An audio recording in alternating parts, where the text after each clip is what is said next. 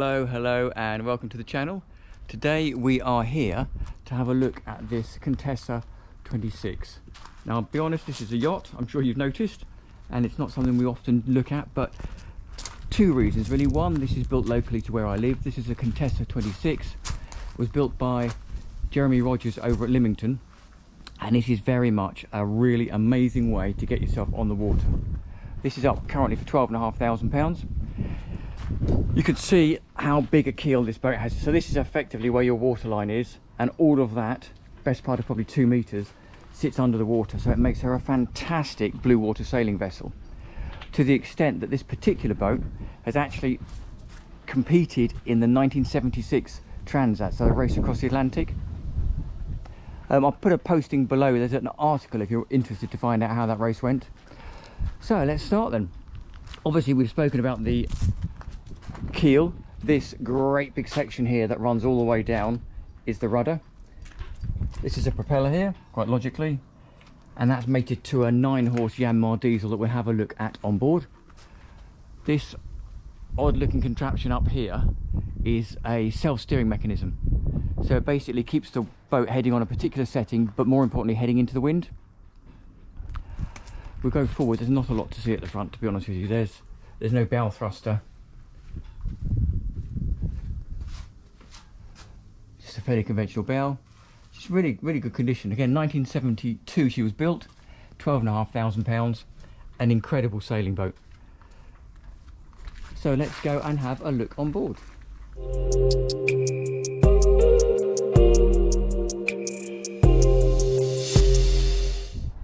Now here you go. If we have a quick look on board, we'll start with the sail.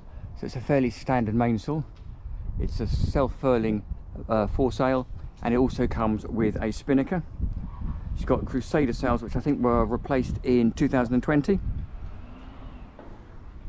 We're going to have a quick look on board. So here you go. That's that self-steering mechanism. And you've got a couple of GPS systems here. Just going to clamber on board. She's out the water, so the last thing I want to do is fall over, so do bear with me. You can see that gives you an idea of how boats were built in the 70s. So stainless holders and then wooden inserts for the cleats, same as this one down here, look. Then into the cockpit, self-draining cockpit with the teak floors, you can see there. There's a compass setting down here, a couple of seats either side. Both of those have storage underneath. We step inside for a minute and then have a quick look back. So as I say, underneath here there's two decent lockers, very large lockers. There's a manual bilge pump. There's another locker under the tread plate here. Throttle over here for the Yanmar engine, and a compass, and then some control panels, bits and pieces for the engine, ignition key, warning lights, start, stop, that sort of thing. This chap under here is then the tiller, so you move that depending on where you want to go, and that steers the boat. A couple of winches, a manual wooden ratchet winch there, and a conventional winch here.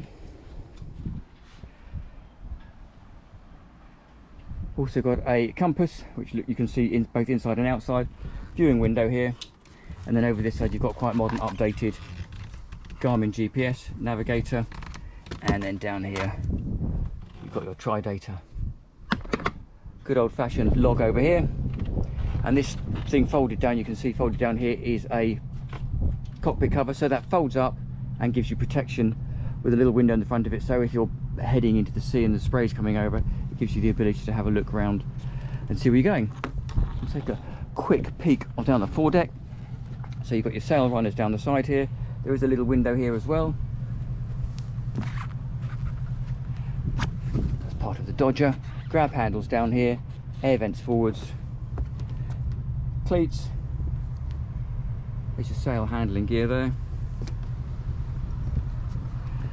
This chap here is then the locker to the fore cabin. There's a decent stainless bollard here. Anchor is stored on the deck, and then you can see your anchor locker is forward and the chain comes in here, and then this is your furling main foresail anchor runner over there. If I stand here and take a look back, see, there you go. Little sailing boat.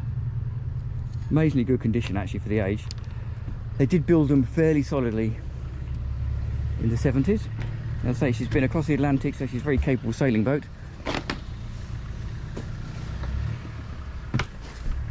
So the idea with this door here is it comes with these little scupper plates. So if it's a little bit wet and you're breaking water over the decks, you can pop this in here, like so, and you can add these plates in as you go.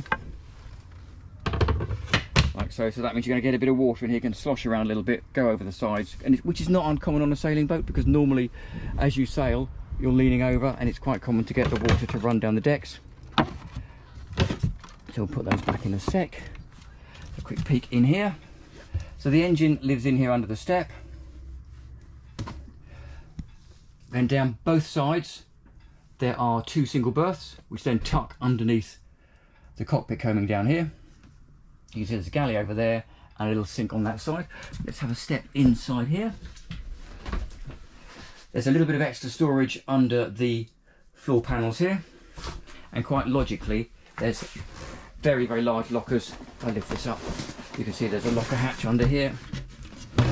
So you've got 2 batteries, one on this side, big locker space outside. And if I move this cushion out of the way, you can see they go all the way back. So they're really quite decent size berths with little fiddly storage underneath there, storage all the way along here, storage down the side here, and then exactly the same on the other side. So there's storage all the way under here.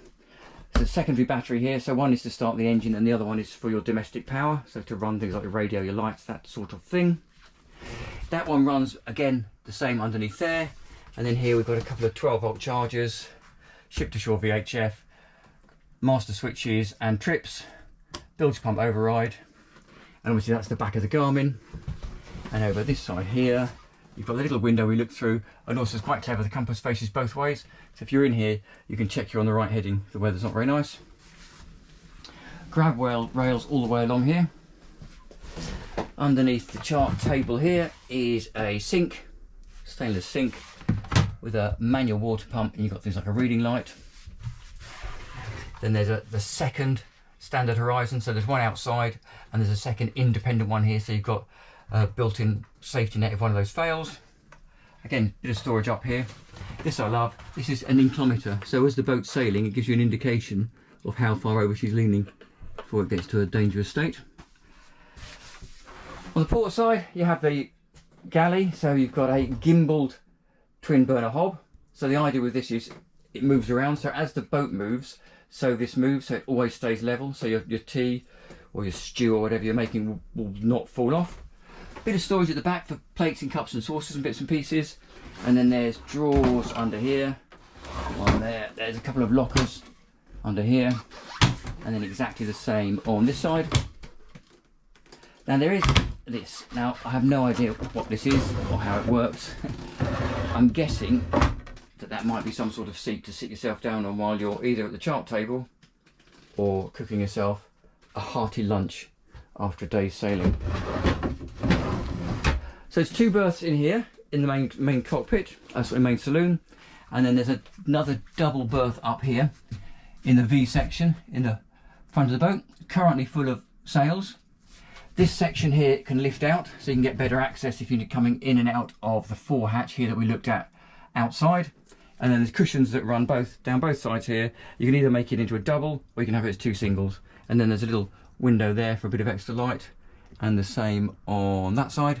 And then you've got a couple of reading lights on both sides as well. And there is storage under both of those lockers or berths for sail storage.